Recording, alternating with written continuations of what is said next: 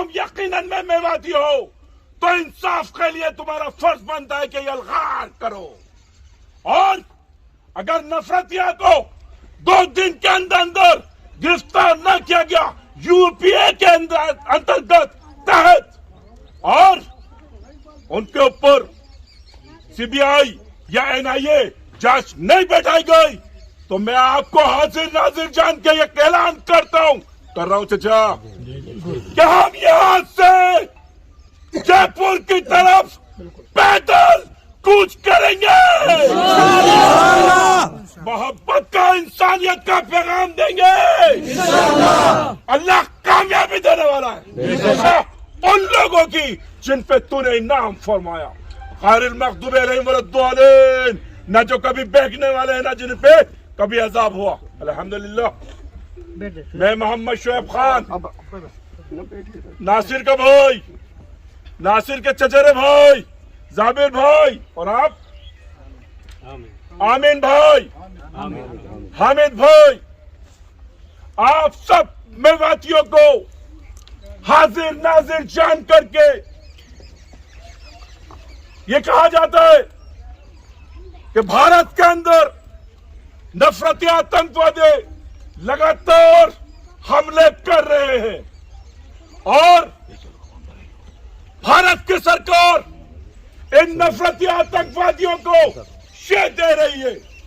ये कोई मुसलमानों के ऊपर हमला नहीं है, ये मेरे देश पे हमला है।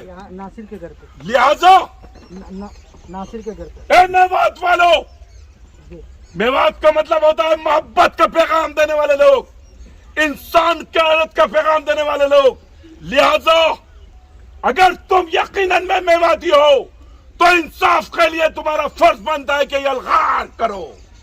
और अगर नफरती आतंकवादियों को 2 दिन के अंदर गिरफ्तार न किया गया यूपीए के अंतर्गत तहत और उनके ऊपर सीबीआई या एनआईए जांच नहीं बैठाई गई तो मैं आपको हाजिर नाजिर जान के ये ऐलान कर रहा हूं चाचा कि हम यहां से जयपुर की तरफ पैदल कूच करेंगे,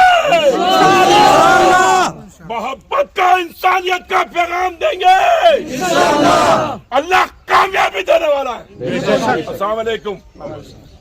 ठीक है, वकीलों से कह रहा था, वकीलों की जमात से कि सभी लड़ाइयाँ हम लोग देखते आ रहे हैं, गवाह और सबूत इंसाफ दिलाता है। तो एक अल्लाह और नेशनल इंटरनेशनल के लोग हमारे पास मौजूद हैं। इधर बोध साहब आए हैं पलवल से, इधर मास्टर विजय जी सोना से आए हैं, काम सेब का पूरा समय भाई है, दीपक भाई पूरा ग्रुप आया, सरपंच आए, ये सब लोग। मैं 2-3 बातें बस कह के अपनी बात शोएब साहब से भी कहलवाना चाहता हूँ। ये जो लड़ाई है, ये जो मौत हुई है, मौत होते ही जैसे ही खबर हुई है, राजस्थान की सरकार ने एसपी रैंक का एक अधिकारी भिवानी भेजा था।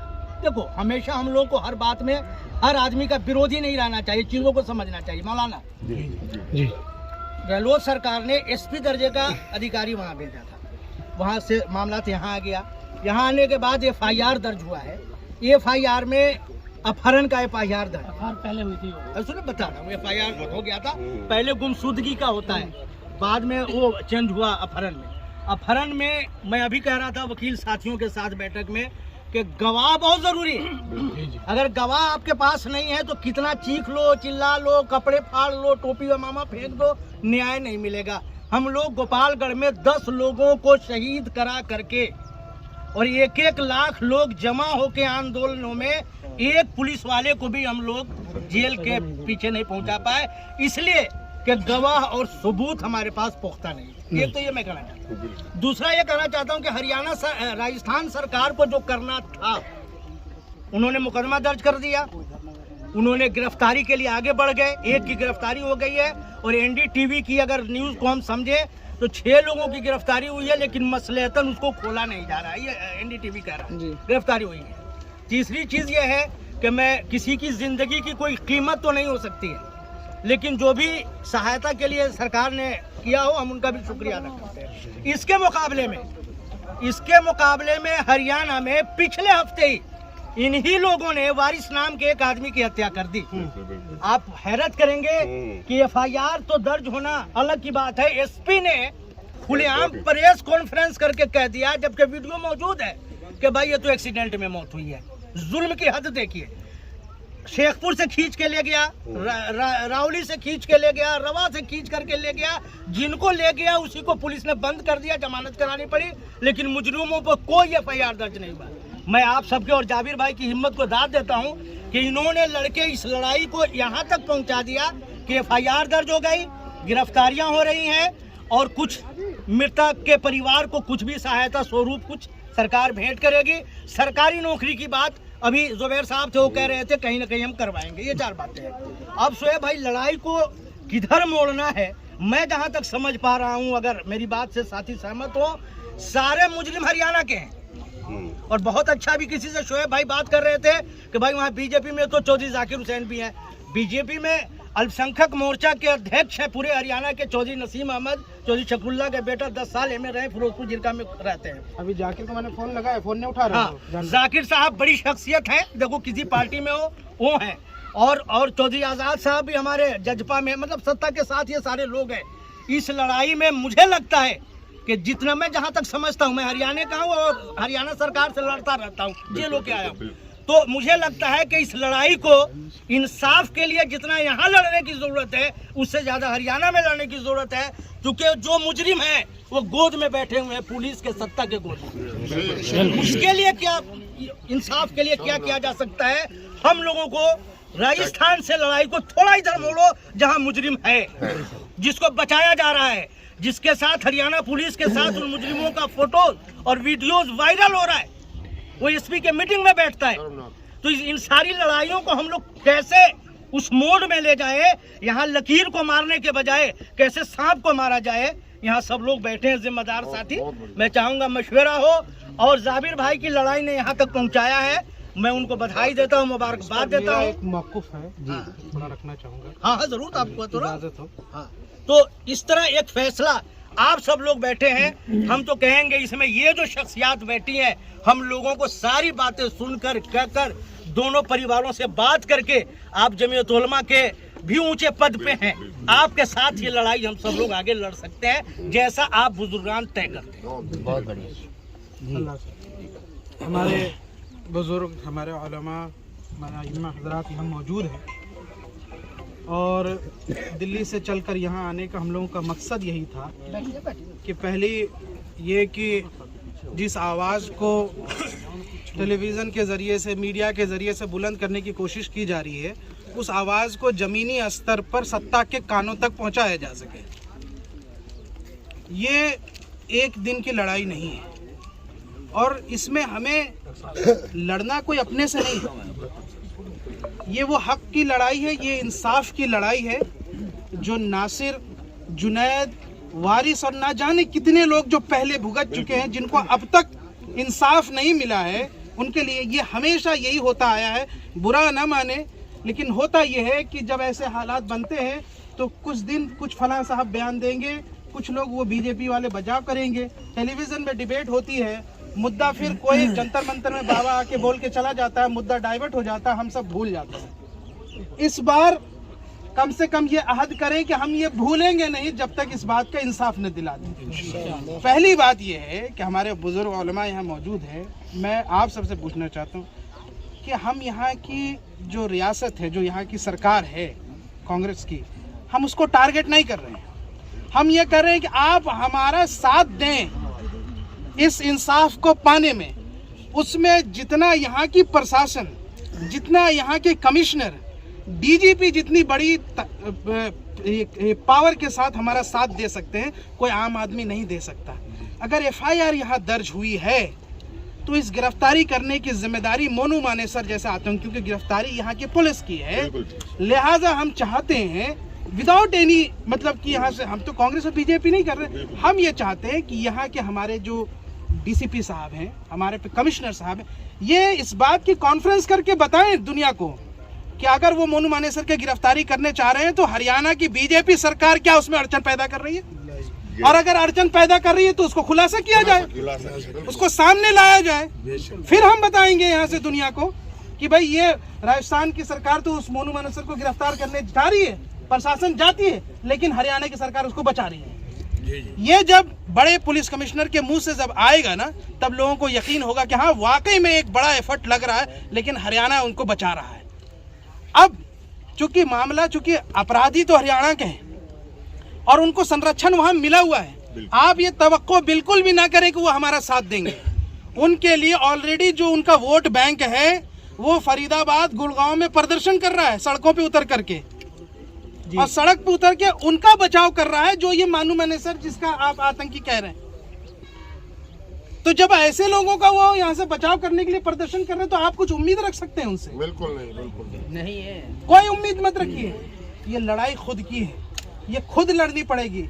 राजस्थान की कांग्रेस सरकार ने कई पत्रकारों जो जहर फैला रहे थे टेलीविजन में, उनको घुटने के बल लाने का काम किया है पहले भी, आप लोग जानते हैं। तो अगर गहलोत सरकार चाले तो ऐसे आताताइयों को घुटने के बल ला सकती है, इस बात का हमको यकीन है। लेकिन उसके लिए आपको पहला कदम उठाना पड़ेगा।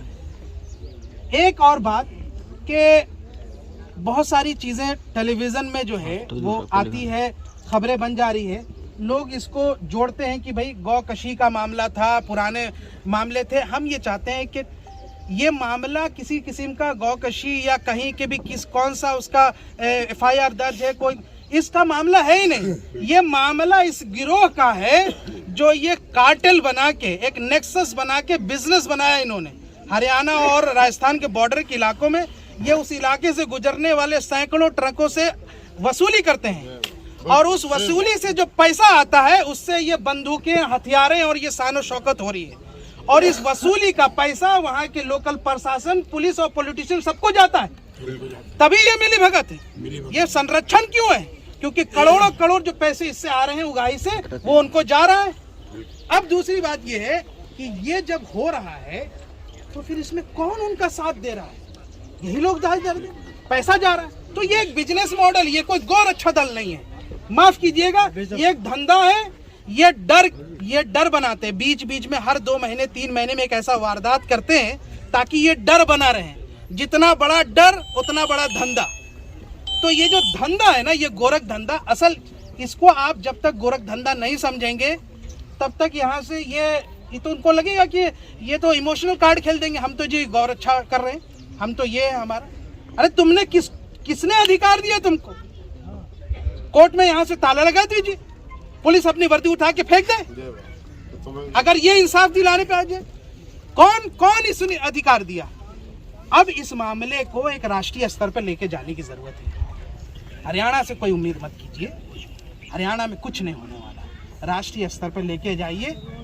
मैं चाहता हूं कि आप लोग, यहाँ के लोग दिल्ली में आकर के वहां पर सरकार के सामने जंतर मंतर भी है, सारी चीजें हैं, संवैधानिक तरीके से हमारा अधिकार है। उसके लिए परमिशन ली गई है, 27 तारीख तक साथ क्लियर हो जाएगा। 27 तारीख, ठीक है। तो वहां पे इस पर यहाँ से प्रदर्शन हो, यहाँ वहाँ एक संवैधानिक विरोध हो जो सत्ता के कानों तक सीधे गूंजे।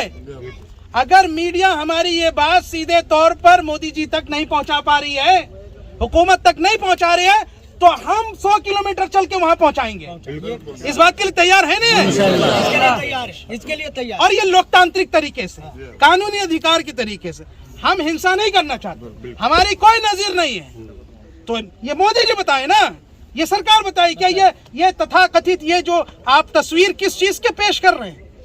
इसलिए लड़ाई सब मिल के लड़िए। यहाँ हमारे बहुत सारे पॉलिटिकल पार्टी के लोग होंगे, अलग अलग विचारों के लोग होंगे, लेकिन ये कौम भी तो है, ये उम्मत भी तो है, उसका दर्द, उसका कुढ़न। अब ये अहद कर लीजिए कि एक ऐसा देशव्यापी जो है, एक ऐसा यहाँ से मुहिम बने कि पिछले जितने हिसाब है वो सब बराबर हो, और जितने मॉब लिंचिंग हुए हैं सब में यहाँ से इंसाफ का एक यहाँ से दरवाजा वो खुले। इसके लिए सुप्रीम कोर्ट में हम लोगों को एक हलफनामा देना पड़ेगा। पूरे जितने लिस्ट बना के कि अब तक गौ हत्या के नाम पे जितने लिंचिंग और हत्याएं हुई हैं, उस पर सुप्रीम कोर्ट का क्या मौक़िफ़ है? सब कह रहे हैं कि हमारे लिए आखिरी उम्मीद सिर्फ सुप्रीम कोर्ट है। तो हम सुप्रीम कोर्ट का भी मौक़िफ़ जान लेना कि क्या उस पे वो सख्त कोई कानून लाने के बारे में या उस पे कोई एक्शन के बारे में कुछ बात कर सकते हैं? आपकी बाबरी मस्जिद को कह दिया ठीक है, क्या जानोगे सुप्रीम कोर्ट? फिर भी हमारे लिए एक तरीका है। हम तो हिंसा नहीं करेंगे। हम कौन कह रहे हैं कि हम हिंसा करेंगे? बिल्कुल, हम तो यहाँ से नहीं। तो हरियाणा से ताल्लुक जनाब का है, हरियाणा संभालेंगे, आंदोलन हरियाणा में एल्गार करेंगे। हमारा ताल्लुक जिम्मेदारी हम लेके जाते हैं, राजस्थान से हम संभालेंगे हरियाणा में जितना हो आप सकेगा। दिल्ली से आप दिल्ली को संभालिए, बिल्कुल हम फतेह करेंगे इंशाअल्लाह ताला। क्लियर? सुनिए, लड़ाई का दो केंद्र अगर हमारे बुजुर्ग इजाजत दे तो एक तो जंतर मंतर पर कानूनी तौर पे हम लोग वहाँ चल के आंदोलन करें। दूसरा, हरियाणा में कितने लीडर हैं, शोएब साहब और दोनों शोएब साहब से मैं उम्मीद दिलाता हूँ, बोध साहब है, समय भाई है, हम लोग कल सुबह से ही फिरोजपुर जिरका में दो बड़े नेता भारतीय जनता पार्टी के राष्ट्रीय चौधरी आजाद मोहम्मद अभी चल के जिरका में ऐलान करेंगे और कल 10 बजे उनकी कोठी पे चल करके उनको कहेंगे कि भाई आज आपके संरक्षण में ये जालिम लोग बैठा हुआ है, आप क्या करते हैं। परसों नूह में करेंगे। हाँ, नेताओं के सभी घर पे जाकर शोएब भाई और दिल्ली के लिए हाँ जाकिर के घर पे जाएंगे। हाँ, सोमवार की सुबह हम भी चलेंगे।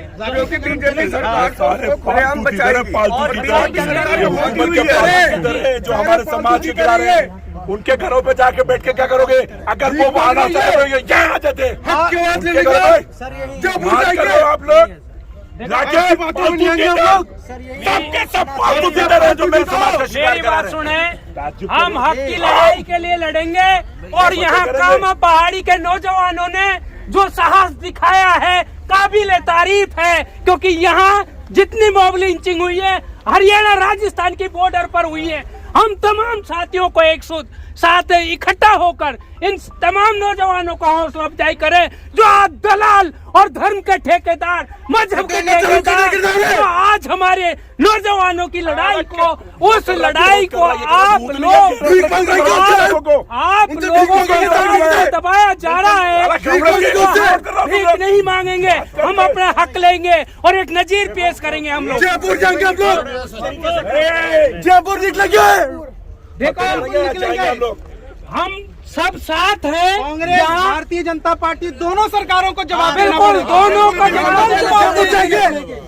उदयपुर में कन्हैया कुमार को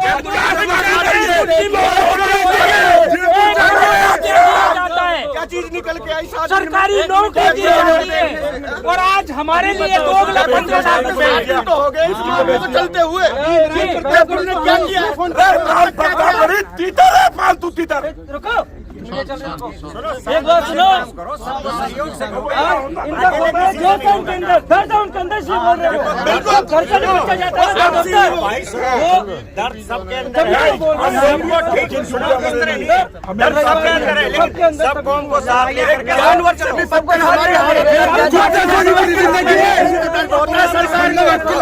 हमारी मौतों पे दर्द नहीं हो रहा सरकार लेकर चलेंगे। को। सबसे मेन पॉइंट आ रहा है, बिल्कुल यही चीज अगर कोई जानवर मरता है उस पर भी सरकार एक्शन लेते, दर्द होता है, लेकिन हमारी मौतों पे नहीं हो आज रहा ले है। लिया एक्शन तो आने वाली नस्लें कब तक हमारी मरवाते रहेंगे इस तरीके से?